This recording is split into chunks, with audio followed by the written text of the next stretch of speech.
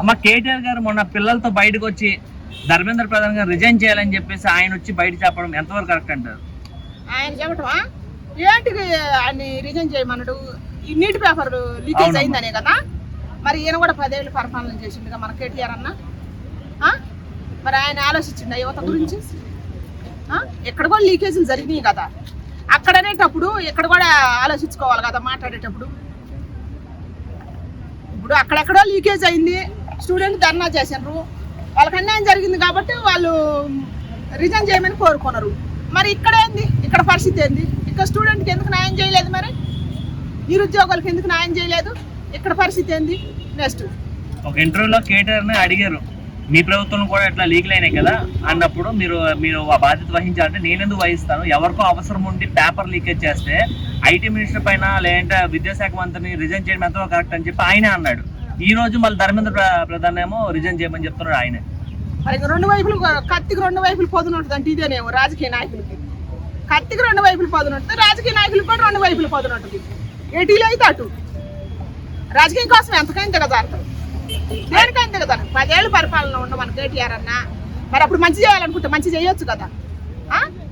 ఇప్పుడు అక్కడ లీకేజ్ జరిగినప్పుడు ఇక్కడ లీకేజ్ జరగలేదు, ఇక్కడ స్టూడెంట్ ఎంతమంది ధర్నా చేస్తాను కదా. ఇప్పుడు నీ ప్రభుత్వం రాలేదు కాబట్టి నువ్వు మాట్లాడుతున్నావు, నీ ప్రభుత్వం ఉన్నప్పుడు ఎంతవరకు న్యాయం చేసినవి అని మన కేటీఆర్ అన్న అడుగుతాను నేను. అయితే ఈ పేపర్ లీకేజ్ లోపల ఏదైతే రాహుల్ గాంధీ వచ్చి అక్కడ పనుకొని దొరలేయడం జరిగింది, అదే పార్లమెంట్ లో యాంటీ లీక్ పేపర్ లీక్ అని చెప్పేసి బిల్లు ప్రవేశపెట్టినప్పుడు వాళ్ళు వీళ్ళే అడ్డుపడ్డారు అక్కడ పార్లమెంట్ లో. ఇప్పుడు వీళ్ళు ఎట్ట కేటీఆర్ అన్న వాళ్ళు ఎట్ట రాజకీయంగా మాట్లాడుతున్నారు, స్టూడెంట్ ని అడ్డం వేసుకొని, అక్కడ రాహుల్ గాంధీ గారు కూడా స్టూడెంట్ ని అడ్డం వేసుకొని రాజకీయం చేసింది. అర్థమవుతుంది కదా, సామాన్యులకు మాకే అర్థమవుతుంది, స్టూడెంట్ ఎందుకు అర్థం కాదు? అక్కడ స్టూడెంట్ 70% అయితే 30% అల్లర్లు చేశాను స్టూడెంట్ ని అడ్డం పెట్టుకొని. ఇప్పుడు బొద్దెంకల పార్టీ, కాక్రోచ్ పార్టీ ఎట్ట పుట్టింది? ఏ రకంగా పుట్టింది? స్టూడెంట్ ని అవమానిస్తేనే కదా అది పుట్టింది. స్టూడెంట్ పేరు మీద వచ్చిన పార్టీ అది. మరి ఇప్పుడు న్యాయం చేసినరా? అక్కడ న్యాయం జరగదు, ఇక్కడ న్యాయం జరగదు, కాసేపు అడావుడి అంతే, వాళ్ళ భవిష్యత్తు ఆడుకోవటం. నెక్స్ట్ అదే ఏదైతే పార్లమెంట్ పై అటాక్ చేశారు కదా ఎవరో స్టూడెంట్లు, అందులో కొంతమంది బయట నుంచి వచ్చారు. ఇప్పుడేమో అంటే వాళ్ళు పిలుస్తారే, సిజేపీ పార్టీ వాళ్ళు పిలుస్తేనే వాళ్ళందరూ వచ్చారు. ఈ రోజు ఎవరైతే ధ్వంసం చేశారో వాళ్ళకి మాకు సంబంధం లేని చెప్పి చేతులు ఎత్తేసారు వాళ్ళు. మరి అంతే చేస్తారు, దొంగలు ఊళ్ళు పంచుకోవటం అంటే అదే కదా. ఇప్పుడు పార్టీ పరంగా చూసుకోవాలంటే ఇప్పుడు ప్రధానమంత్రి ఆయనే ఉంది పైన. ఇప్పుడు వీడియోల రూపంలో అందరికి కానొస్తుంది, ప్రతి వీడియో కానొస్తుంది.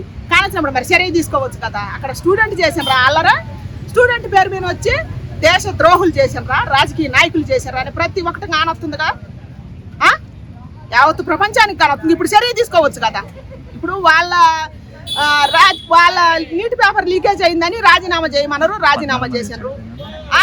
చేసినందుకు ఇప్పుడు జరిగిన విధ్వంసం దాని గురించి ఇప్పుడు చర్య తీసుకోవచ్చు కదా. అక్కడ కేంద్ర మంత్రి అయినా సరే దాని గురించి అడగరు, కానీ రాజకీయంగా మాత్రం ఆయన తప్పు చేసిండు, ఏం తప్పు చేసిండు చెప్పుకోవటం ఇది ఒక అలవాటుగా మారిపోయింది రాజకీయ నాయకులు. అయితే నీటి పేపర్ వల్ల 14 మంది చనిపోయారు, వాళ్ళ కోసం ఈ ప్రొటెస్ట్ చేస్తామని చెప్పి సిజేపీలో ఉన్న స్పోక్ పర్సన్ అయినా సరే అంటే వాళ్ళ ఫౌండర్లు అయినా సరే మాట్లాడుకున్నారు, దాని గురించి పెట్టామన్నారు. కానీ ఎప్పుడైతే ధర్మేంద్ర ప్రధాన్ రిజైన్ చేస్తే వాళ్ళు పార్టీలు చేసుకుంటున్నారు ఇంట్లోకి వెళ్ళి. మరి పార్టీలు చేసుకోకపోతే ఇప్పుడు ఆయన రిజైన్ కోసమే చేశారు కదా, స్టూడెంట్ బాగు కోసం యాడ్ చేశారు అంటే స్టూడెంట్ అదే అర్థం చేసుకోవాలని నేను చెబుతున్నా. వాళ్ళని అడ్డం పెట్టుకొని ఎంత అరాచకం సృష్టించారు వాళ్ళు, అక్కడ ఎంత అసభ్యకరంగా చేశారు స్టూడెంట్ని అడ్డం పెట్టుకొని. కొంతమంది స్టూడెంట్ ముసుగులోకి వచ్చిన వాళ్ళు, వాళ్ళకి న్యాయం జరిగిందా? ఇప్పటికైనా చచ్చిపోయిన స్టూడెంట్కి న్యాయం జరిగిందా? దాని గురించి మాట్లాడుతున్నారా? లేదు. ఎవరు పట్టినా కూడా ఎవరు రాజకీయం గురించి వాళ్ళు లబ్ధి పొందడానికి మాట్లాడుతున్నాయి, కానీ వాళ్ళ రాజకీయంగా వాళ్ళ పార్టీని పైకి తెచ్చుకోవటానికే. కానీ ఇది సింపతి డ్రామా అని నేను అంటా. మీరేమంటారు? కాదమ్మా, ఇంతప్పటికి రాజీనామా గురించి మాత్రమే మాట్లాడుతున్నారు. మరి ఆ అల్లర్లు చేసింది, ఆ కొట్లాట జరిగింది, అసలు వాళ్ళు ఎవరు? వాళ్ళని తీసుకొచ్చి పెట్టాలి కదా ప్రజల ముందు. ఎందుకు పెట్టట్లేదు ప్రభుత్వం? ఆయన ఇప్పుడున్న ప్రభుత్వం అదే మరి ప్రభుత్వం తలుసుకుంటే ఒక్క నిమిషంలో పని కదా, అది అడగాలిగా ప్రజలు. ఇప్పుడు రాజకీయ నాయకులు స్టూడెంట్ని అడ్డం పెట్టుకొని వస్తున్నారు, నీటి ప్యాకేజీ లీకా అది ఏందని అంటున్నారు. మరి దాని గురించే ఎంతసేపు మాట్లాడతారు, కానీ అది అడ్డం పెట్టుకొని ఎంత అల్లరి సృష్టించారు. ఈడియాల పరంగా బయటకు వచ్చినాయి కదా, మరి దాని గురించి మాట్లాడచ్చు మన కేటీఆర్ అన్న. మన ఆర్మీని కూడా తీసుకొచ్చారు కదా, అసభ్యకరంగా తిట్టారు కదా. మన దేశాన్ని కాపాడే ఆర్మీ, అక్కడ కులం లేదు, మతం లేదు, ఏది లేదు కదా. మరి దాని గురించి మాట్లాడచ్చుగా. ఇవన్నీ వద్దు. అక్కడ రాజకీయంగా రాహుల్ గాంధీ గారు లబ్ధి పొందిండు, కాక్రోచ్ పార్టీ అని పిల్లల్ని అడ్డం పెట్టుకొని అక్కడ ఎవరు ఆయన పేరు సోని సుద్ గారా అభిజిత్ గారు అభిజిత్ ఆయన ఒక రకంగా లబ్ధి పొందింది. కానీ న్యాయంగా మాట్లాడాలంటే అక్కడ నిరుద్యోగులకి న్యాయం జరిగిందా, దీని గురించి మాట్లాడే నాయకుడు ఎవరు? రాజకీయ నాయకులు కూడా మాట్లాడదు. ప్రకాష్ రాజు ఇంకొంతమంది కూడా దేవుని తిట్టడము, కొంతమంది తీసుకురావడము, దాని గురించి మీరు దాని గురించి ఎందుకు పట్టించుకోలేదు ప్రభుత్వం? దాని గురించి ఎట్ట పట్టించుకుంటుంది? ఇప్పుడు వాళ్ళకి కావాల్సింది వాళ్ళు చేసినారు, మనకు కావాల్సింది మనం మాట్లాడాలి. అది మనం కదా మాట్లాడదు. అది మర్చిపోయి ఈ రాజకీయ నాయకుడు వచ్చి ఒక 10 మందిని ఎంటేసుకొని వచ్చి మా కోసం మాట్లాడంటే మన స్టూడెంట్ ఒక ఆడపిల్ల కూడా మాట్లాడుతుంది. ఇక్కడ మన తెలంగాణ గడ్డ మీద ఎంతమంది స్టూడెంట్ మాట్లాడతలేదు? రాజకీయంగా అడ్డం పెట్టుకుంటారు. ఏ చదువుకున్నారు, కొద్దిగా జ్ఞానం ఉండొద్దా?